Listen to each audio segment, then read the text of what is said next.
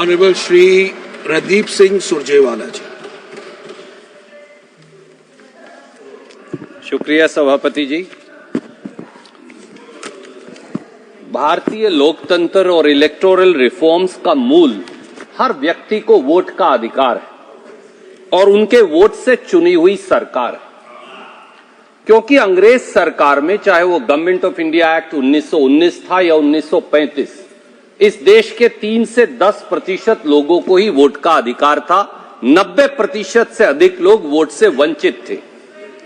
पर हर व्यक्ति को वोट का अधिकार देने के पीछे भी 2 सोच रही जो इलेक्टोरल रिफॉर्म से जुड़ी। पहली सोच थी स्वतंत्रता संग्राम में भारतीय राष्ट्रीय कांग्रेस की, जो 1931 के कराची कन्वेंशन के अंदर बाकायदा लिखित तौर से एक प्रतिबद्धता के तौर पे दोहराई गई कि हर भारतीय नागरिक को वोट का अधिकार होगा, चाहे वो पढ़ा लिखा हो, चाहे वो अनपढ़ हो, उसकी कोई जाति हो, कोई क्षेत्र हो, कोई प्रांत हो, कोई धर्म हो, बगैर किसी भेदभाव के सबको अधिकार होगा। और एक दूसरी सोच भी थी। वो दूसरी सोच क्या थी सभापति महोदय?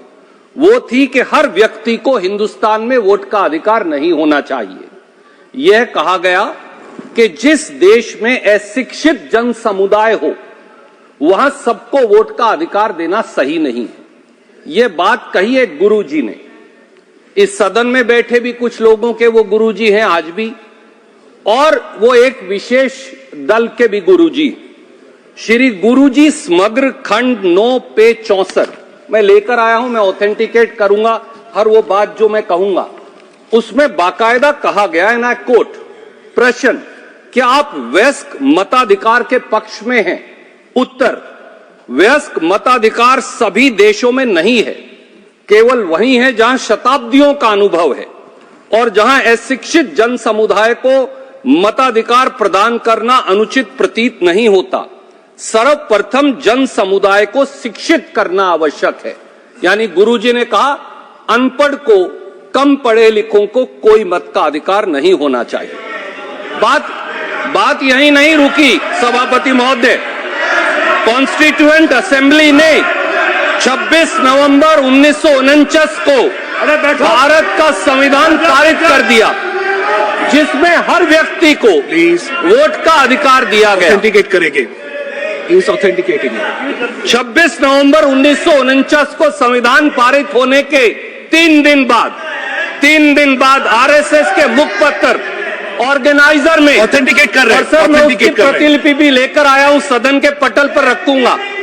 30 नवंबर 1949 को एक नीतिगत लेख लिखा गया और वहां कहा गया कि भारत के साधारण नागरिक को बुद्धि और विवेक पर सवालिया निशान खड़ा कर दिया गया और उसको वोट का अधिकार देने पर भी सवाल खड़ा कर दिया गया। ना quote from that article which I am placing on the table of the house. It said, quote, but realizing the inertia of the common man to think out political issues and vote intelligently, we cannot be over optimistic about universal adult franchise. यानी भारत के लोग बेवकूफ हैं? आप ये कह रहे थे 3 दिन संविधान के पारित होने के बाद। सर, बात यहां भी खत्म नहीं हुई। उसके बाद पहला चुनाव आया देश का। देश के पहले चुनाव के बीचों बीच 7 जनवरी 1952 को आरएसएस के मुखपत्र ऑर्गेनाइजर में फिर दावा किया गया और मैं लेकर आया हूं, यहां रखूंगा। And I quote, Pandit Jawaharlal Nehru would live to confess the failure of universal adult franchise in India. ये वो दूसरी सोच है जो हिंदुस्तानियों को वोट का अधिकार ही नहीं देना चाहती थी। और आज जब हम इलेक्टोरल रिफॉर्म्स की बात करते हैं तो द्वंद इन्हीं दोनों सोच के बीच में है, भारतीय राष्ट्रीय कांग्रेस की सोच और वो सोच जिसकी मैंने व्याख्या की। सभापति जी, भारतीय लोकतंत्र के 3 पिलर्स हैं। ए, सबको वोट का अधिकार। दूसरा, एक इंडिपेंडेंट चुनाव आयोग द्वारा निष्पक्ष चुनाव। और तीसरा, संविधान और उसके इंडिपेंडेंट इंस्टीट्यूशंस की मजबूती। ये तीनों जिंदा हैं तो भारतीय लोकतंत्र जिंदा है। इनको मनमर्जी से छीन लीजिए, कमजोर कर दीजिए, इन पर कब्जा कर लीजिए तो लोकतंत्र मात्र एक दिखावा रह जाएगा।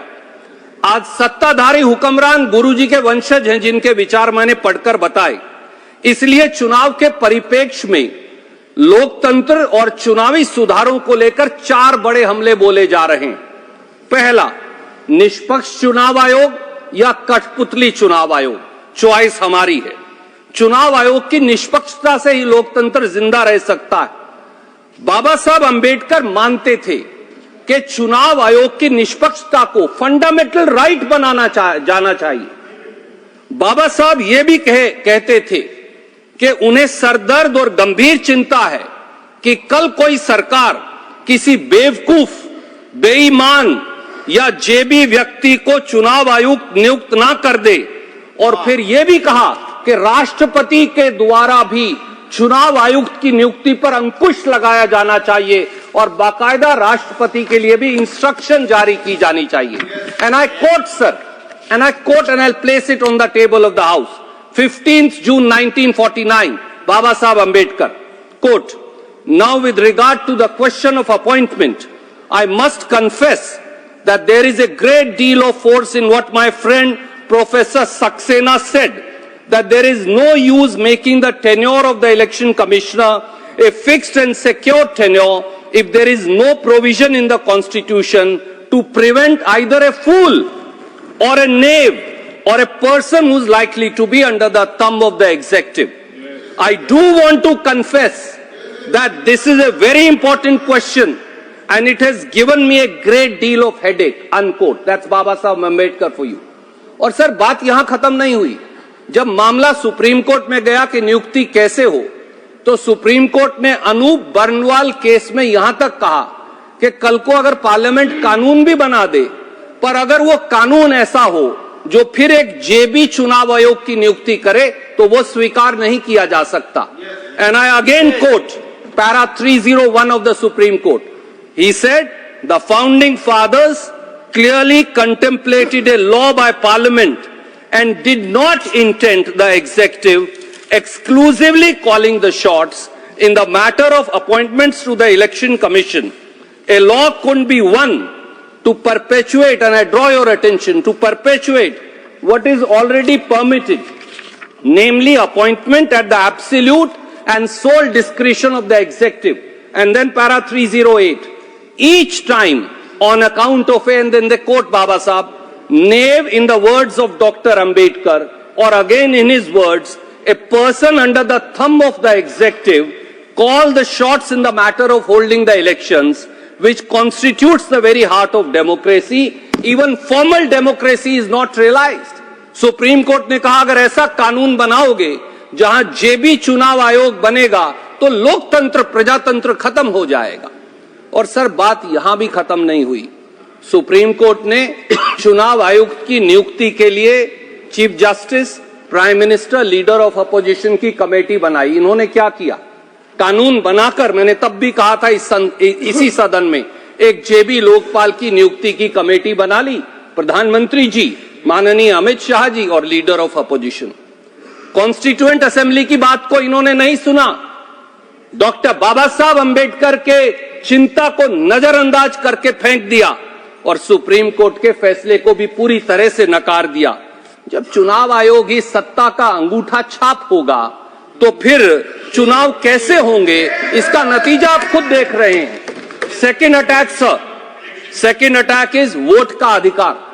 वोट का अधिकार लोकतंत्र की आत्मा है। आत्मा के बगैर हमारी सभ्यता, हिंदू धर्म में कहा गया है, शरीर जिंदा नहीं रह सकता। सर, वोटर लिस्ट, वोटर केवल लिस्ट पर छपा एक नाम नहीं है। वोटर चुनावी न्याय व नतीजों का असली चेहरा है। अगर कोई भी तंत्र बदनीयती से, षड्यंत्र से चुन चुन कर वोटर को ही वोटर लिस्ट से हटा देगा तो यह लोकतंत्र के कफन में आखिरी कील साबित होगी। बिहार में क्या हुआ? 7 करोड़ से अधिक वोटरों को नए सिरे से वोटर लिस्ट में जोड़ने के काम के लिए, जैसा मेरे मित्र कह रहे थे, केवल 60 दिन दिए गए। अब 27 अक्टूबर 2025 से 12 प्रांतों में बिल्कुल नए सिरे से 51 करोड़ लोगों को वोटर लिस्ट में जोड़ने के लिए केवल 90 दिन दिए गए। क्या यह सही है? क्या यह उचित है? क्या यह पॉसिबल भी है? शायद इसीलिए मजबूरी में 20 से अधिक बीएलओ आत्महत्या कर चुके हैं। संवेदना प्रकट करने की बजाय बंगाल का नाम लेकर उन पर इल्जाम लगाया जाता है कि वो आत्महत्या करके मर गए। ये शर्म की बात है। सर, जो चुनाव आयोग निष्पक्षता से वोटर लिस्ट भी नहीं बना सकता, जो चुनाव आयोग सेलेक्टिव आइडियोलॉजिकल रिमूवल SIR कर रहा हो, ऐसे जेबी चुनाव आयोग को एक दिन भी अपने पद पर बने रहने का अधिकार नहीं है। Sir, the attack number 3 on democracy, sir वो है वोट की एवज में रिश्वत। सर, मेरी पार्टी का और पूरे सदन का, मुझे विश्वास है कि मेरे सामने बैठे साथियों का भी डिस्ट्रीब्यूटिव जस्टिस में विश्वास रहा है, यानी संसाधनों का न्यायोचित वितरण। प्रधानमंत्री जी कभी कभी उसका रेवड़ी कहकर मजाक उड़ा देते हैं, पर दूसरी ओर चुनाव के मौके पर, चुनाव के बीचों बीच वोटरों के खातों में सरकारी पैसे से हजारों करोड़ अगर डाल दिया जाएगा तो यह सीधे सीधे वोट की एवज में रिश्वत है। सर, बिहार चुनाव की घोषणा 6 अक्टूबर 2025 को हुई। 2 चरणों में 6 नवंबर और 11 नवंबर को चुनाव होना था।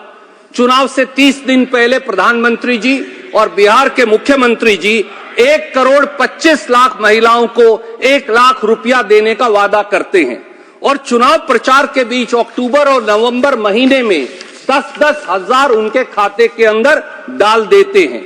ऐसे में निष्पक्ष चुनाव कैसे होगा? महाराष्ट्र में अक्टूबर 2024 में चुनाव की घोषणा हुई, उसके ठीक पहले अगस्त 2024 में 2.5 करोड़ महिलाओं के खाते में 1,500 रुपए महीने के हिसाब से डाल दिए गए, जो चुनाव के बीच भी चलते रहे। चुनाव आयोग चुप रहा। सर, चुनाव से 2 महीने, 3 महीने, 30 दिन पहले सरकारी खजाने से हजारों करोड़ रुपया वोटरों के खाते में जमा करवाना रिश्वत है, वोट की एवज में रिश्वत है। तो लेवल प्लेइंग फील्ड कैसे बच जाएगी? और सर, चौथा अटैक है चुनावी चंदे का घालमेल। मेरे सहयोगी अजय माखन ने 11 दिसंबर को सदन में बताया कि कैसे इलेक्टोरल फंडिंग के घालमेल के चलते बीजेपी के अलावा देश के किसी राजनीतिक दल के पास चुनावी खर्चे की आर्थिक क्षमता खत्म कर दी गई है। I hope you will give me extra time for the interruptions. Sir, इस आर्थिक अंतर जो बीजेपी और दूसरी पार्टियों में आर्थिक अंतर खड़ा कर दिया गया है, इस अंतर के पहाड़ को खड़ा करने के लिए ईडी, सीबीआई और इनकम टैक्स को हथियार के तौर पर इस्तेमाल किया जाता है। चुनाव आयोग चुप रहता है। मेरे सहयोगी अजय माखन जी ने यह भी बताया था कि बीजेपी के खाते में 10,107 करोड़ जमा है, बाकी सब पार्टियों के 1%। 6,600 करोड़ इनको मिलते हैं इलेक्टोरल बॉन्ड से। चुनाव आयोग चुप रहता है। क्रोनोलॉजी बिल्कुल सीधी है। चंदा दो, ईडी, सीबीआई और इनकम टैक्स से निजात पाओ। चंदा लो, अपनी आर्थिक क्षमता बढ़ाओ, सब राजनीतिक दलों को खत्म करते जाओ। The logic is very simple. इसके अनेकों उदाहरण हैं। 10 नवंबर 2022 को पी शरद चंद्र रेड्डी को दिल्ली लिकर स्कैम में गिरफ्तार किया गया। उसके 5 दिन बाद सिर्फ उनकी कंपनी ऑरोबिंदो फार्मा बीजेपी को 5 करोड़ इलेक्टोरल बॉन्ड देती है। नवंबर 2023 में 25 करोड़ इलेक्टोरल बॉन्ड देती है।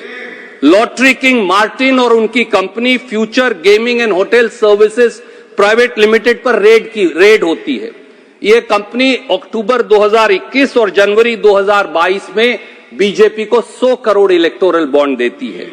13 अक्टूबर 2019 को मेगा इंजीनियरिंग के ठिकानों पर 15 शहरों में रेड होती है।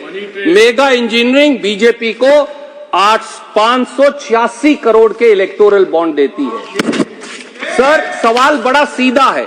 अगर लेवल प्लेइंग फील्ड खत्म कर देंगे तो कौन चुनाव लड़ पाएगा और लोकतंत्र कैसे बचेगा? इसलिए sir, let me come straight to the point. I have 6 or 7 suggestions of electoral reforms.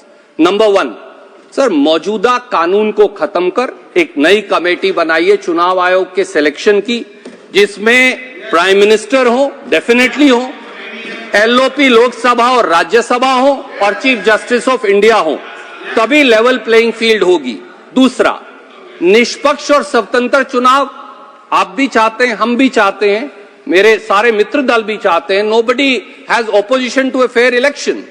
If there has to be a fair election and if everybody or large number of people other than BJP now doubt the EVM machine, what is the difficulty in holding elections through a ballot? Let's have election through a ballot. If people are with you, जैसा मेरी बहन कह रही थी, जैसा मेरे मित्र कह रहे थे, अगर लोग आपके साथ हैं तो आप बैलेट से भी जीत जाएंगे, लोग आपके साथ नहीं हैं तो सच सामने आ जाएगा। और जब तक सर बैलेट नहीं होता, वीवीपैट की 100% स्लिप्स की काउंटिंग होनी चाहिए।